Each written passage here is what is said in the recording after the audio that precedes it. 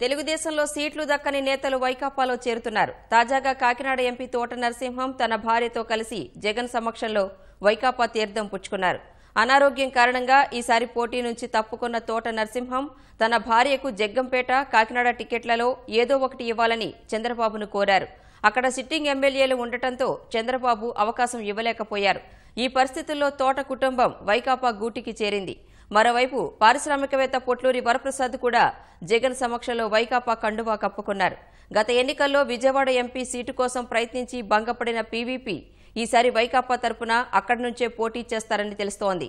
విజయవాడ మాజీ మేయర్ రత్నబిందు, సినీ నటుడు రాజా రవీంద్ర సైతం ఇవాళ వైకాపాలో చేరారు. మరి మేము ముఖ్యమంత్రి గారిని కలిసాం. మరి అక్కడికి 3 సార్లు వెళ్ళి మేము అడగడం జరిగింది సీటు కోసం అని.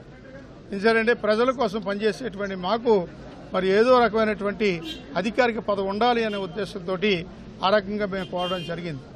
తప్పనిసరిగా జగన్ గారు మా యొక్క పరిస్థితిని దృష్టిలో పెట్టుకుని మాకు ఎక్కడో ఒక స్థానాన్ని కేటాయిస్తారని ఆశిస్తా ఉన్నాం. నరసింహ్ గారు హైలైట్ అయిపోతారేమో అని చెప్పి జిల్లాలో ఉన్న కొంతమంది నాయకులు కుట్రపూరితంగా ఆయన మీద దుష్ప్రచారం చేసి ఏదేదో ఉన్నది, ఆయనకి అనారోగ్యం ఏదేదో అని చెప్పేసి అంతా క్రియేట్ చేసేసి కావాలని అంతా ఒక పకడ్బందీగా చేసినట్టు, ప్లాన్గా చేసినట్టు స్పష్టంగా తెలియజేస్తున్నారు. మీకు ఎందుకు ఈ రకంగా మేము ఈ రోజు పార్టీ మారవలసి వచ్చిందంటే మమ్మల్ని నమ్ముకున్న కార్యకర్తలు ఉన్నారు, మమ్మల్ని అభిమానించే కార్యకర్తలు ఉన్నారు, వాళ్ళంతా ఎక్కడ అన్యాయం అయిపోతారో అని చెప్పి మేము ఈ రకమైన నిర్ణయం తీసుకోవాల్సి వచ్చింది. జగన్మోహన్ రెడ్డి గారు విజయవాడ ఎంపీ కింద పోటీ చేయమని ఆదేశించారు. గత ఎన్నికల్లో మీరు జనసేన పార్టీ నుంచి కూడా టికెట్ ఆశించారు.